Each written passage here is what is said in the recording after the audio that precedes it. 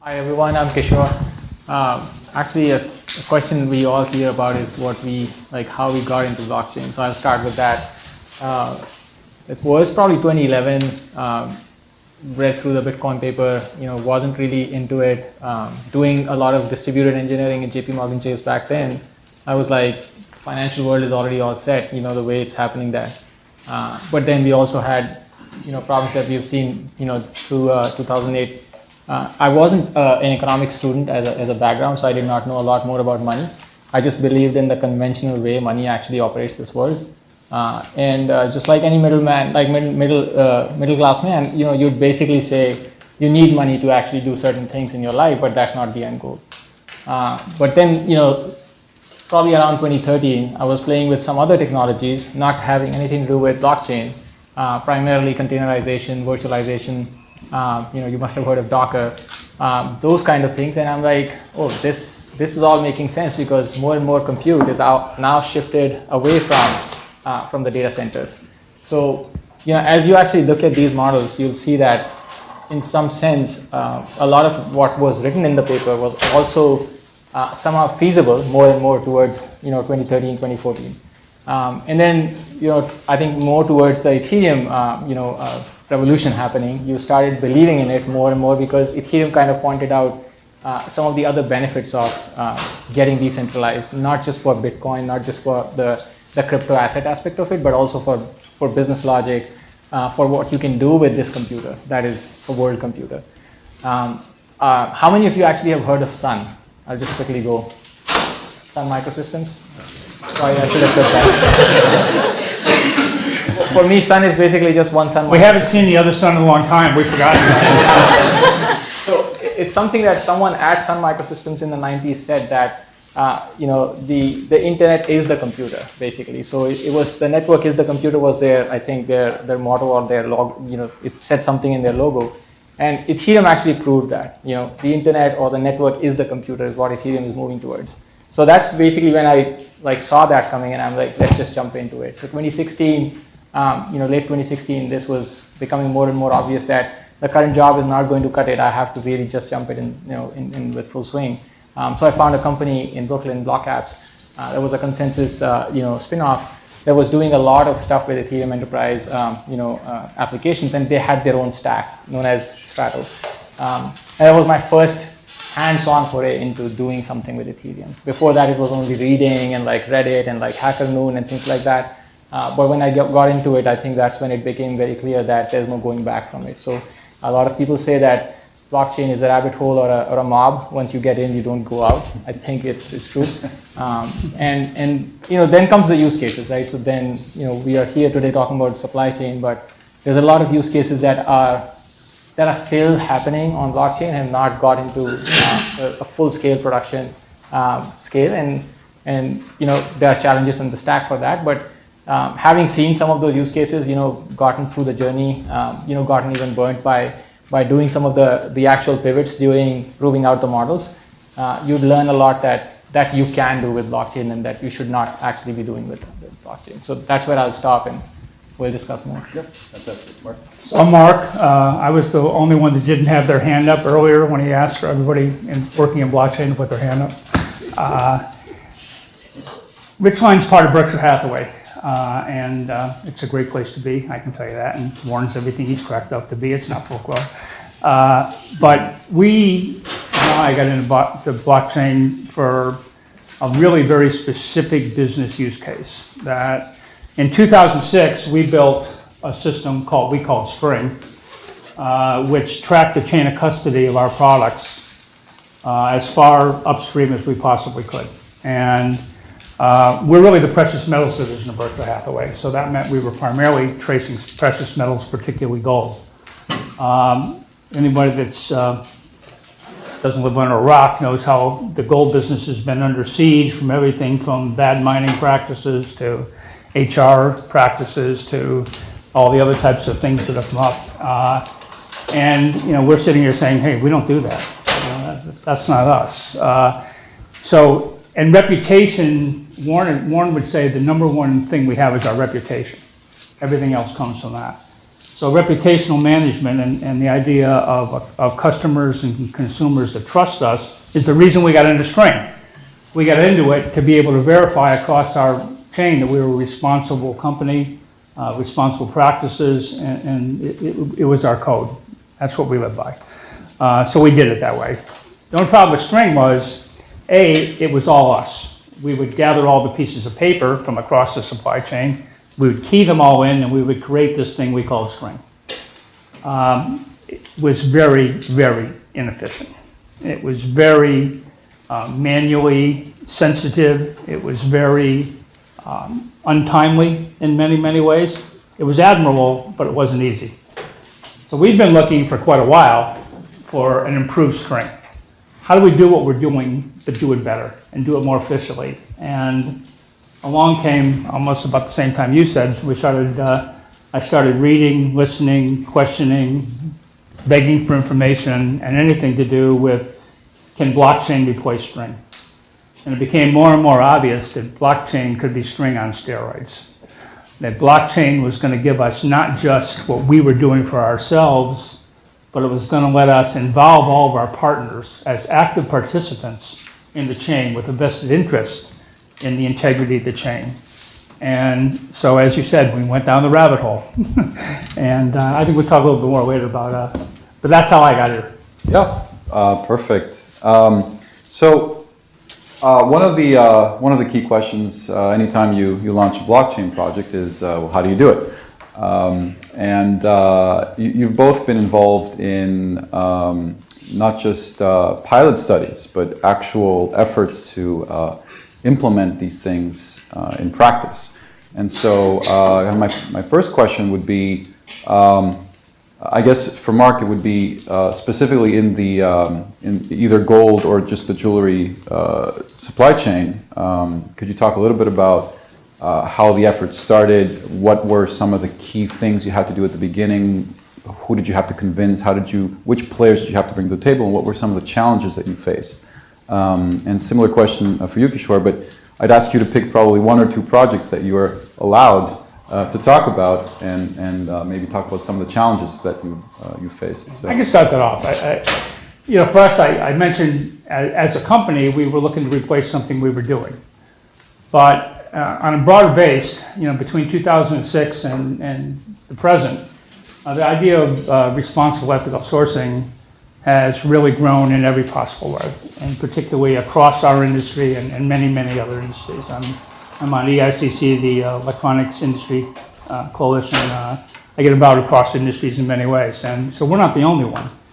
And along the way in that period of time, things like conflict minerals and all that type of stuff popped up. So we felt that knowing what we'd learned from our string experience and now seeing the potential of blockchain involving multiple partners, that we wanted to look at this in the very beginning as an industry effort. Right? And we wanted to help lead that industry effort towards an ability for anyone in the industry that wanted to participate in an open source program to be part of it. So we actually pulled together a group, a consortium of some of the industry leading people, from diamond mines to refiners to retailers and to auditors and to banks, and sat down together. Eric, a year ago, April, we convened the consortium, talked about the idea of having a blockchain-based chain of custody verification system, talked about the potential of it. In the long term, I like to talk now, new, next, so this was now. And the far next was going to be the efficiencies it would bring us in dealing with data instead of paper. The understanding of how we can all make our systems always under margin pressure more profitable. So it was a now and there was a now and a next. And the interest was terrific. And the interest was immediate. And in the end, we put together a pretty good consortium, which we now call the Trust Chain Alliance. And I can talk more about Trust Chain later. But where our proof of concept that we're about completing, I promised these guys I'd be done by this, we didn't get it done. I thought I'd be done 2 days ago, but we are not quite done. We have started with a gold mine and a diamond mine. We've gone from the gold to every step along the way, from the gold mine to the refiner, to the fabricator, to the manufacturer. Stop there for a second. The diamond side, we went from the diamond mine to the rough, to the cutting, to the polishing, to the manufacturer. So now at the manufacturer, we're putting together this engagement ring with diamonds completely traced and documented with blockchain, gold completely traced and documented with blockchain. We're taking it from that manufacturer to our distribution center to multiple retailers. So now we will have created a complete pilot, a complete proof of concept with all the key players. These aren't the only players, but all the key players in the supply chain management. And we understand the difficulties, we understand the data points, and now we just need to understand the value of that as we look to commercialize it. You know, I think that when we talk about things like transparency and traceability, you know, we tend to talk about those as ethics issues. This is really now an economic issue. This is not, you're not a company with a future viability unless you consider your responsibility as high as you consider your quality. It's all the same these days. You either have it or you don't. So we've done this together. And by the way, consortiums are not easy. I think it took us longer to get the press release than it did to get the gold out of the ground. It's been enlightening, it's been worthwhile, and we hope that not just for ourselves, but for the industry, we've created a path to a new way to look at responsible sourcing and a new way to look at the future viability and future efficiency of the way we conduct the process. Gotcha. Kishore, can you also comment on some of the challenges? Now, feel free to either do it as a broad overview across multiple projects, or if you want to pick a specific one that you think is particularly telling. Yeah. This is where I have to say I don't know him. I'm under NDA. I can't talk to him. I'll pick up a project which I think is important because I failed with it. So, and it's always important to actually note failures when you join, something as crazy as a blockchain revolution, which is not a straightforward jump from, say, doing something on distributed engineering systems, where you are more centralized, you have more control over your software, hardware, and scale costs, and where you know that you can fail on a lot of things and others will catch it. So this was the first time I was actually trying to. So the time I jumped into this particular implementation is when we already had the node with all the stack running. So we had a very brilliant engineering team. I landed into this position in Block Apps, and this is a famous project you should know by the name of BHP Billiton. That is a mining company. Consensus has a very big brand and name because of that. And the person who basically ran this project also ended up joining Consensus afterwards. So what happens is you're trying to basically now run a single node. You've proven out the POC. It's all beautiful.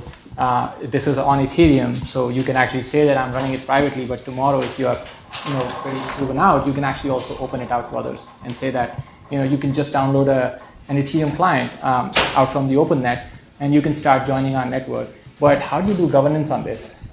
Like, are you going to allow anybody to just join your BHP Billiton vendor network? And I'll go into the details of how many participants can be.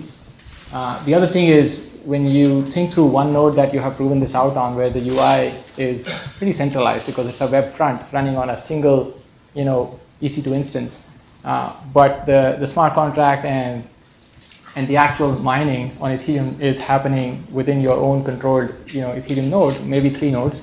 How do you basically then look at, what happens if this node goes down? Am I going to think through this as the running Ethereum in the wild, where I don't care if the node goes down because I can always spin up a new node and I'll still get to the same exact point? Or in the IT scenario, you're looking at, oh no, I have to have backups and I have to have like recovery and all those things, because I'm coming from that frame of mind that every time an application goes down, I have to have something to recover from. So, and I did not know that in Ethereum world you don't have to. Like you will just be fine. So, it's like having read those white papers, you will still not believe it until you have actually done it with at least 3 to 4 nodes, multiple failures, realizing that fault tolerance is baked in, resiliency is baked in, storage is a big factor that is not baked in. A lot of other things that you would basically end up hitting as you scale this thing, and you start thinking about the operations of it. You start thinking about the monitoring of this node. You start thinking about multiple programmers actually changing this smart contract at a particular time. How do you actually release this new thing out there? What is the version concept in Ethereum, right? How do you even version the next update in Ethereum? So you're thinking, oh, this is what I read about forking, that you can do soft forks, you can do hard forks, you can actually do new get clients, and things like that. So for me, it was really that part of failure that was like maybe a lot of frustration as to I can't do this in Ethereum, I can't do this here, I can't do that here. It's not the software release cycle that you're used to in a normal, even cloud native is not the same as Ethereum, let me tell you. So that was basically the failure stage. Then comes the realization that this is different. So you have to first unlearn some of these things. So I started unlearning my previous computing concepts around, single machines, virtualization. All those concepts have to be like you just keep them aside and start thinking about the fact that when you talk about a blockchain, you're already starting with a network of at least, you can say a minimum connected nodes. And in this case, you can always start your network with like 3 nodes and prove out that things are in sync. You're mining the blocks. You've got equal distribution somewhere, in the consensus protocol that's running. You can speed up some of these things by actually, batching some of the transactions, and you can actually increase throughput in some sense. So you go through all of that journey, and you'll be like, okay, now I understand what's going on under the hood. And then you start with the next phase, which is smart contracts. So like your software is no longer middleware, backend, database, and front end. Your software is now smart contract. That's primarily what it is, right? So then you start understanding what is written in the smart contract, which is actually settling this whole layer of when a part was moved, how did the state change, right? When someone entered data, how do you make sure that the first entry concept, which is someone registered the data by like manually entering it, or someone actually scanned that data into a system, and that system basically then put it on the chain. Like, how is all that happening? And what's the scenario? I think Gerry, you mentioned it, that there's still a big error that could happen there. Like anyone could actually enter anything, and you'll just register that as certified on the blockchain. And now you start playing with that. So first entry, I think, is a key area where everybody has to focus on when we talk about how is this data even getting into the chain.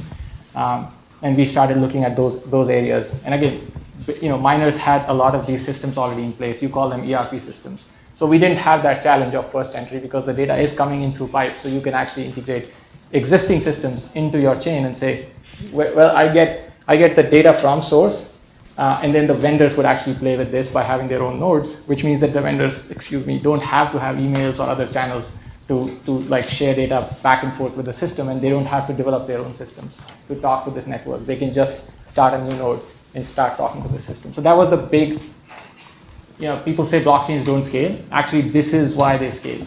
Like, if you would actually do this system for 10,000 vendors or 10,000 participants in a supply chain, you'd have to actually enable them with IT for each of these endpoints where the data is either entering the system or getting changed or updated. With a blockchain network, you can actually enable these things faster. Obviously, there is a cost to it. Obviously, there's a cost to establish a network like that. BHP can actually own that, right? They can actually start with that first cost, and then slowly that cost becomes lower and lower. So that was I think that's the IT cost of it, or the IT learning model of it. Then there's also a big model of, how do you operate this thing? And then you take it to the participants in the network who have no idea what a blockchain is. And now you're basically exposing them to the UI aspect of it. You're saying, is the design simple enough to basically hide the blockchain aspect and say, you're still doing the same thing you were doing earlier. It's just a lot more easier. That's it.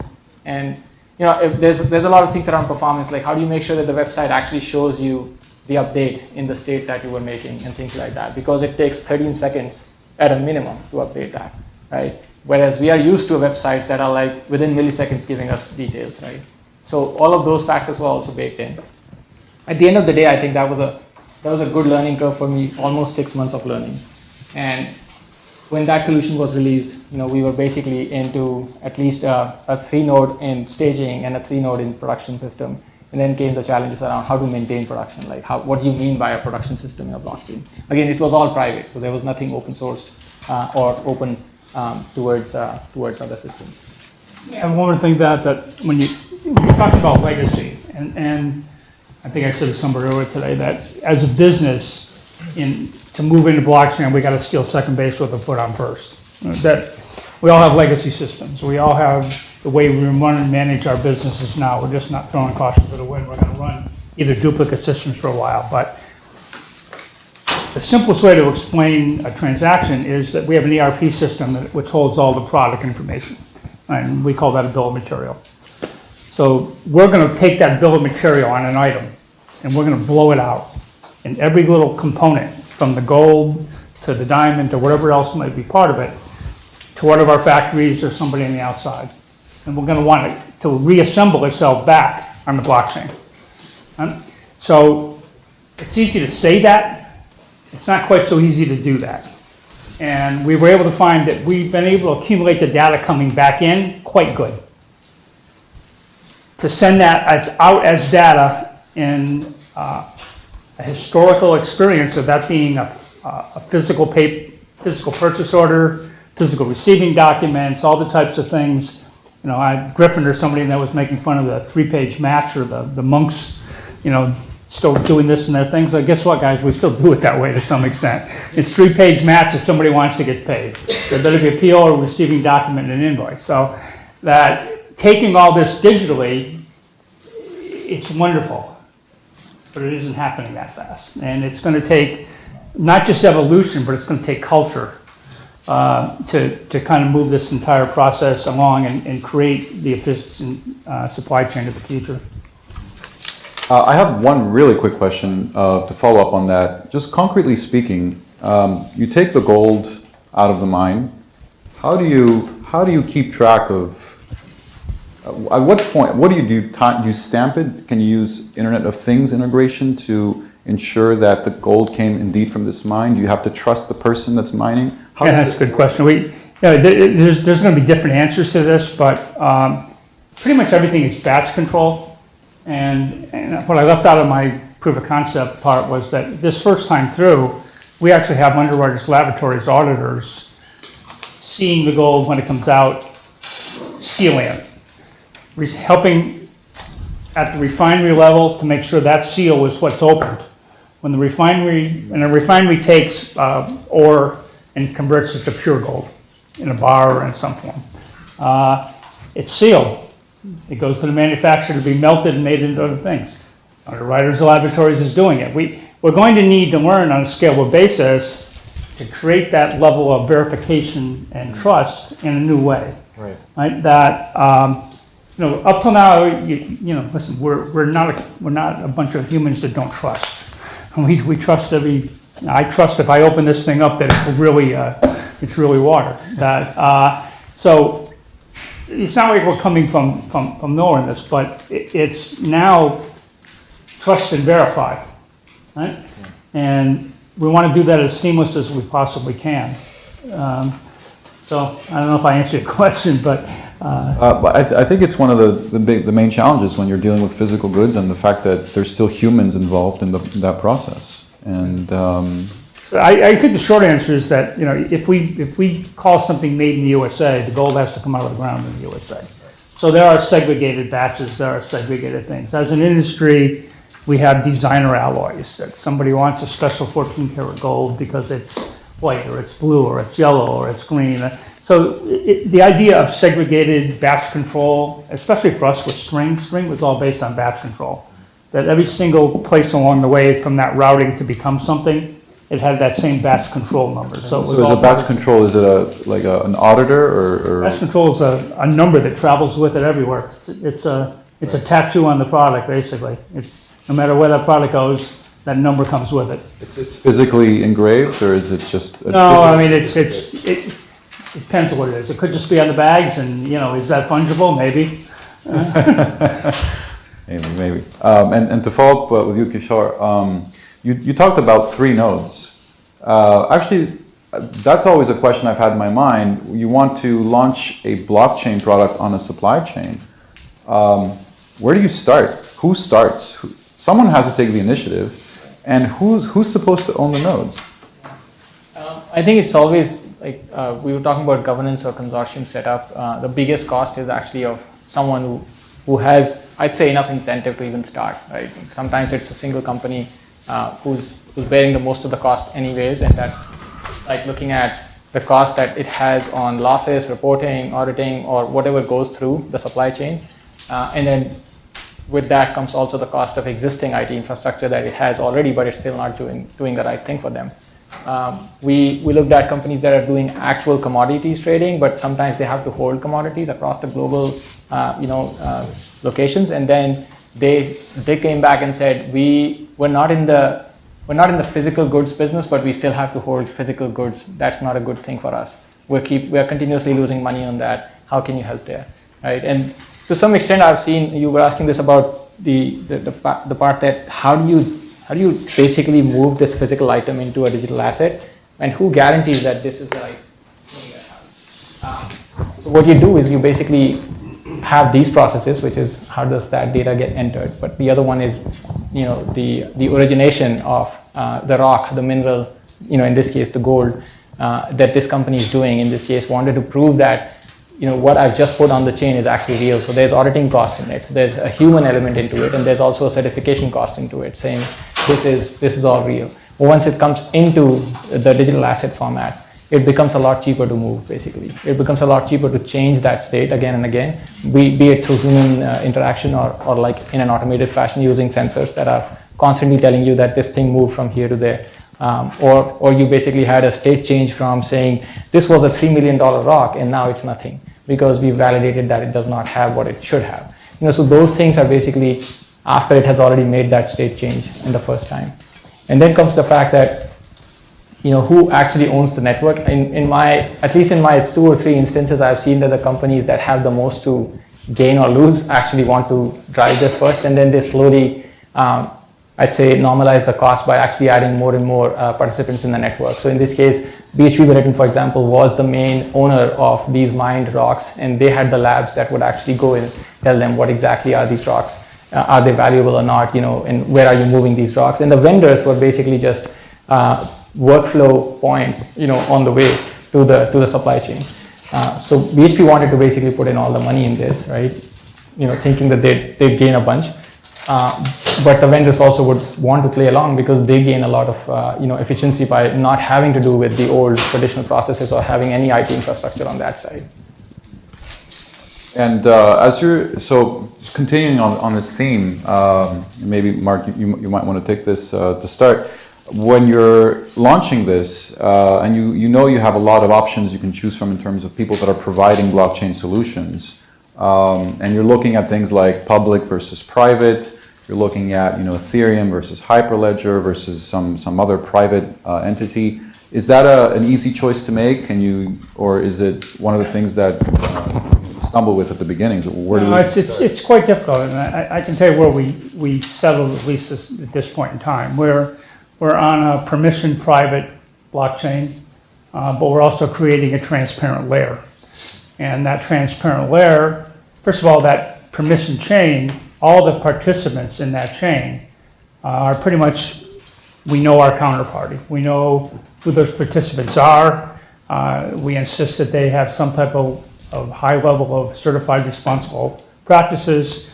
So we're also determining the identity and the credibility of the participants that are part of it.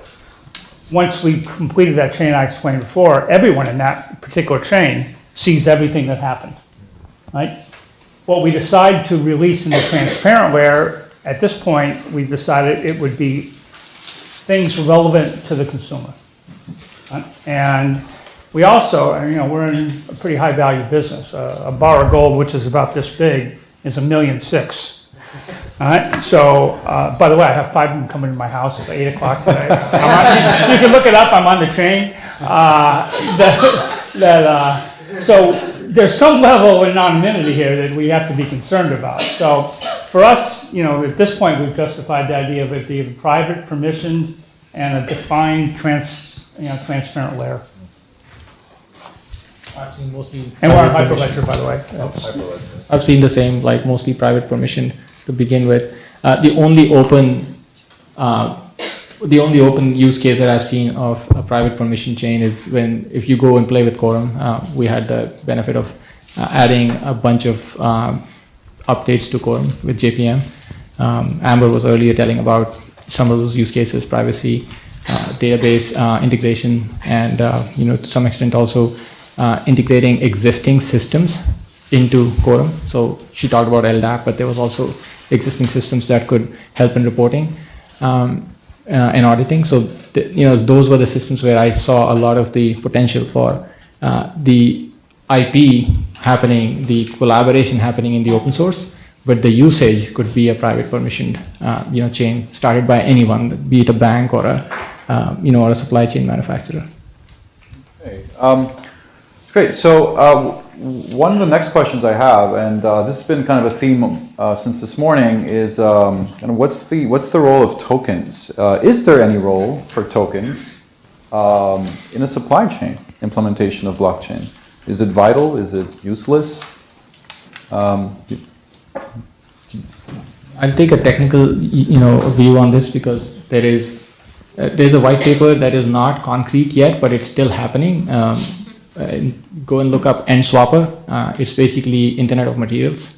The person who runs it is Chris Bruce out of LA, and he's basically taking a token look at IOM, but in a manner where it's not just for any material. It's for trying to incentivize the clean usage of it. So we can start with plastics. How do you trace each and every aspect of the chemical that goes in and the plastic that comes out, and then how do you tokenize the element of material tracking, at the same time the element of material being used, the provenance of it, and things like that. So the goal that he's trying to go for is really this IOM network that actually has these tokens for players like suppliers, as well as users, as well as recyclers, people who are in the recycling industry, people who are like the folks who are going for like green earth scenarios. They're saying give us money so that we can recycle it in a proper manner. Like all of those scenarios baked into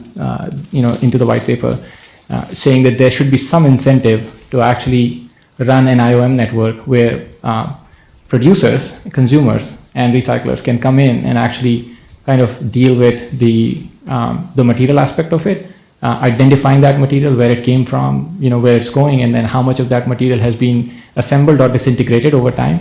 And then there's also the incentive to actually make sure that those things are actually digitized, and then throughout their journey of starting to be used and then disintegrated or recycled, they can actually be tracked. The novice answer to that is I've been trying to find out something to do with all those subway tokens I still have in my drawer. The only place right now that we're looking at utilizing it is for specific sensitive data, that where we're identifying that we have very sensitive data or the rest of one of the participants that we don't feel in any shape or form do we want clear. We created a few tokens to back that up.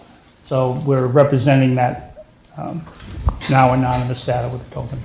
And what's the role of the token in that case? Is you can find it out, but it's not obvious. You can find out what that token represents, what data it is, but you're going to have to get a separate level of permission to find out what that token is representing. And it's usually some level of data, like the 3 bars going to my house. So you don't see a role for tokens when it comes to incentivizing different people Yeah, to no, I do. I think that, that was a good point, that we haven't experienced that yet, but I'm expecting reticent participants. I'm expecting people in the supply chain that need to be in your supply chain that don't want to be part of this in some way. Yeah, I do think there's some level of incentives. I have no idea how to deal with that yet. You teach me. I'm doing research. I'll let you know next year. Going back to the physical to digital aspect of this, I don't think it's actually a pure supply chain use case, but there's actually a lot of companies that are trying to prove the carbon footprint certifications that are actually doing something very similar. They're tokenizing the actual carbon footprint itself, and they're saying, Starbucks, you can use these many tokens every day in, say, 5,000 stores across London to ensure that you reward your customers to being more carbon aware, right? And I think that's a bigger use. That's a more tokenized and like relatable use case, because we already see money rewards, incentives in that manner. But at the same time, we're using physical entities to prove that somehow people are, consumers, companies, and the producers of carbon are all like trying to reduce that footprint. So I saw that use case, and that was pretty decent. Yeah. Okay. So I just have a couple more questions, and then we can open it up. Do you think there's a role for startups to contribute to this space, given that they're competing against incumbents like Microsoft and the Linux Foundation, Accenture, and all these big players? What's the role of kind of smaller startups in the long term, maybe, I guess? First of all, the banners you have here, you should invest should be on the top. Because realistically, I think, at least for corporations like us, that's the way it's working. Certainly, there are going to be niche applications. I'll turn the question to a question. When do we have the API that allows the various versions of blockchain, the various protocols and so forth, to talk to each other and come down to the single blockchain that we want to bring them to? How can I bring every one of these people and whatever they're using, and they're all using one of these small guys you just talked about that did something very specific? How do I bring them all into my chain? It needs that network of the networks, or it needs that API that's going to allow us to have a single system coming from multiple systems. And because I think, speaking for our industry, yeah, sure, there's lots of them. There are governance and organizations that set the guidelines for things. London Bullion Market Association sets the guidelines for what's called good delivery gold, which it's not just responsible mine, but how it's refined, whether it's 4 nines, which means 9.9999 out of 1,000 fineness. There are lots of regulating things that need to be brought through this, and being able to integrate those, to our chain and verify at whatever point in our chain is relevant would be very important. And it's not something that we would develop as part of ours, but certainly would be an important integration if we could get it. Yeah, sure. You see a lot of startups, I'm assuming, through. Yeah, I think I would say like the two experiences I've had closely with working with big companies that have actually helped the startup in this ecosystem is Microsoft and Red Hat. In Block Apps, we were basically closely partnering with Microsoft because they're also part of EEA, Enterprise Ethereum Alliance. The goal there is for Microsoft to actually enable startups like Block Apps and other companies in the Ethereum ecosystem to start offering blockchain as a service on their cloud. So obviously it drives traffic to Azure. There's also Microsoft being the first one in cloud providers between Google and Amazon. And I'm amazed because, just to give you a background about Microsoft, I have never been a fan of Microsoft before I came to blockchain. And think about it, and York should be here somehow. Like I told this to our Microsoft partners in Block Apps, is that they've changed a whole lot since then, right? Maybe it was the Linux revolution, maybe it's the cloud revolution, but it's the best thing that has happened that Microsoft is actually now the first one leading the cloud revolution for all blockchain initiatives. If you go to EEA, if you go to Hyperledger, they're basically partnering with everyone. And there's a solution on their cloud for each of these. But if you go to Amazon, it's not as obvious, right? Definitely they are doing something about it. So Microsoft definitely was a big company, focused on enterprise, focused on cloud, helping a lot with startups. The second thing was Red Hat.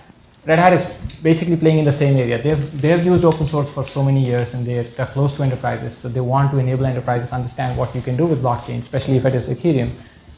So they had a similar offering, that we worked with. So this is on the product side. Then comes the bigger companies that are, more like the Walmarts or the IBMs of the world too. I feel even they are doing a lot with startups. They're basically saying, you've got this beautiful IP, you just can't scale your teams. We can help you with landing you into an enterprise pipeline. So there's a bunch of channels, sales, R&D, consulting services that a lot of these startups are actually now getting into. First, helping enterprises understand what a blockchain can do for them, and second, sometimes just taking those use cases and turning them into like real good products, and saying you could be our first customer. Okay, so I think this is fantastic. I could talk for hours about this, but I'd like to hear from the audience and start taking questions at this point. Let's start all the way over there. So this has been a fascinating talk, and you guys have shared a ton of information. So thanks for doing it. After hearing all of this, I'm still unsure why you would need a blockchain as the database to solve the problem you guys are looking at. It occurs to me, if you have Internet of Things to capture data, making sure it's not garbage in, garbage out, you have a common UX for all the supply chain users, and you have a common API for data to come in, you could still solve all these problems with a central database. So Our CFO sent you that question, didn't he? I'm still trying to connect. That's a great question, and believe me, that's probably the single most important question. When we're as far as we already were, with something that might have been costly but was reasonably working, with all the data and everything we have, what's the big deal?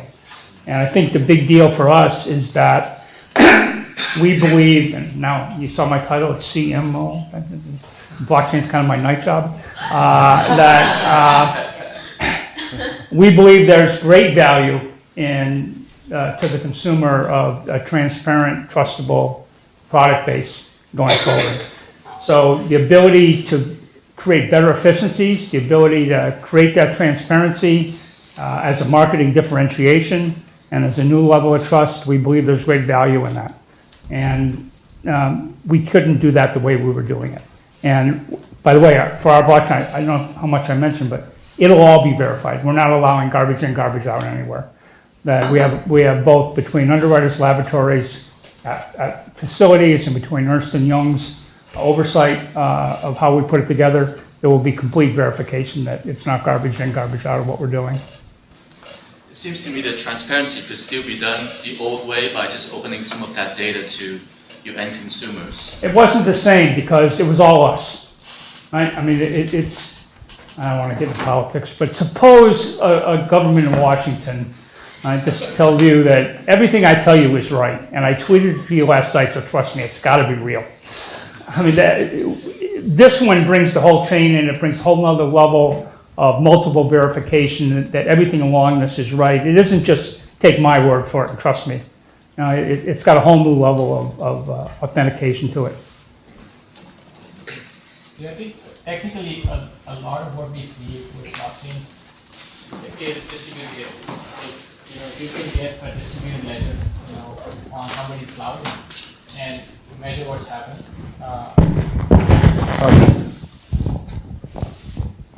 I'll just keep it in my hand. Yeah, is this clear? If you can take somebody's database and say, let's just take Google's Spanner or Microsoft's own IoT cloud, because it offers you streaming, events, IoT sensing and database, all of that. You can actually centralize that on Microsoft with a pure thought process of somebody owning that for you, but at the same time having it distributed enough across the globe that it would not go down. The problem though still is that how do you actually get these small, medium, big players all aligned together with the incentives that you all have to do it the exact same standard, the exact same way. And I think that's where the protocol that we call as blockchain today is basically saying, I don't care how you basically get in there, just download this node that at least gets your data the way you produce it to this common protocol. So that's basically what a lot of people are right now trying to define. 90% of the times that definition is going to be wrong, because every time you'll ask that question, you'll be like, I can do that with a distributed database. But the 10% of the time it'll be right is when you've had these multiple parties involved in high value, high net worth transactions. Gold is one, arms and ammunition is another, auditing use cases, and a lot of other things where you actually have traceability, provenance, and things like that. And you want to basically do that across with parties that are involved having really no motivation or no actual consensus to basically do it exactly the same way with the exact same APIs. And as long as you can basically use blockchain to kind of solve that ecosystem, you'll still get somewhere. That's one. The second is a lot of people still start with blockchain just thinking that it's decentralized to begin with. So I don't want to lock myself into a single solution. So I'll just go and pick an open source solution and start building on it, which I think will get addressed because a lot of these open source solutions that we are seeing are actually still deployed on Microsoft Cloud. So in some sense, there's a little bit of like definition of what are we doing. At the end of the day, are we really that much decentralized, or are we saying that because we are permissioned and private, we're still kind of going the same way that other systems have evolved? So I totally see the point, and there's definitely a lot of ifs and buts around. Should we do it this way? Should we do it that way? It's how do these use cases actually end up like evolving, and how would you actually see enterprises really completely trusting these continuous updates that are happening? Like just to give you another big pain point that is actually there is for a lot of enterprises to continue with the evolution on the chain that they have. Say, for example, you started with Walmart saying, I'm tracking all my food recalls on blockchain with IBM Hyperledger. Very good. But the question is, can you continuously do that as Hyperledger evolves from 0.9 to 1.0 to 3.0 to 4.0? Because that evolution is going to be way, way faster than, say, a Red Hat release or a middleware release that a big company does, because they do a lot more in the evolution of that software in a lot controlled manner. So they kind of have services baked into that. So those questions will also keep coming up as people are building on an open source protocol. I'll give you another real case. You mentioned Walmart, to your point, that there is not one item of gold in any Walmart store called Made in the USA. It's not because things aren't made in the USA. It's because you have to prove it. From out of the ground through every operation all the way to the end. The rule is all or virtually all, which means that there's no room for error, not 1%. And because that hasn't been able to be documented on a regular basis, now you're talking lots of transactions, right? It doesn't exist. It's going to. Luckily, Walmart is also Hyperledger. And we've had some great integration conversations about this, and I think we're creating something for us as a business opportunity that we didn't have the ability to produce before. So there are some, you look at every opportunity, every business case you can get out of it, because somewhere along the line that ROI word comes up. So We have just a couple minutes. Yep. Going back to Walmart, and you buy the gold ring at Walmart. How do I, Joe consumer, know that you'll be able to scan or key in the number to a website, which will. So here the question is, I have a bar of gold and it has number 1237 on it. How do I know that that comes from 1237 and not from 1238? I said you'll be able to bring up the number on it will probably be Walmart SKU, right? But their SKU code, right? You'll be able to trace that, hopefully someday right at the store on an iPad or something, but you'll be able to trace that on the site now. It brings up the entire history of it. It brings up a Google map. It shows you every place it touched, and it brings up nodes that you can see how responsible was this company. And by the way, we did this back in 2007. We're just going to do it a lot better now and a lot more expansive. And we did it with Walmart then, but it wasn't the Made USA. It was something different. But so yeah, we need to get the consumer. We need to make that information easy and obvious and so forth. I don't know if you guys heard the conversation a little bit earlier about in the blockchain for good when they were talking about the Congo. We have another program right now where when the first amount of gold comes out of that mine, it goes into what we call a smart bag. It's a sealed bag with a QR code. Right? So we know all the way along the way that path where that smart bag has traveled and everything else. That's going to end up on blockchain. It isn't part of our pilot, but it's going to end up there. We have time for one more? Okay, last question. I'm sorry, it's going to be random. All the way in the back over there, Yeah. So my question goes out to the responsibility of who to spearhead, who to ensure the infrastructure. For example, in the shipping line, the bill of lading information, governments, port authorities will not be willing to share this information. So whose responsibility is it? Is it the shipping company's responsibility to proliferate blockchain technology, or is it from the government side, like the port authorities themselves? my view is basically to use blockchain as nothing but a software as a service cloud. So if someone says that there's a logistics cloud somewhere, you can actually use that blockchain, the public or the permission network, and say that I'm coming in as a shipping provider. So my role within the smart contract is restricted to only these particular views or these particular updates. Then the other person is coming into it as a, maybe as a transporter or as a vendor. So you can actually have those roles, government included, and put responsibilities around what exactly would the government do in terms of Port Authority being involved in moving containers or auditing that these containers are actually valid, legitimate. And at the same time, the shipping company is saying, we save a lot because now we are sharing the movement of goods as well as the availability of parking spots in these ports and other things that they want to really go with in planning their routes. Like how do they actually route their stuff. So there's like logistics gain everywhere, but it's just that how soon and at what motivation level are multiple parties involved, and that falls back again to the governance of this. Like a lot of blockchain consortiums that are happening actually end up getting stuck at the governance level because that's where the motivations or the incentives should be first aligned. Okay, thank you very much. Let's thank our speakers.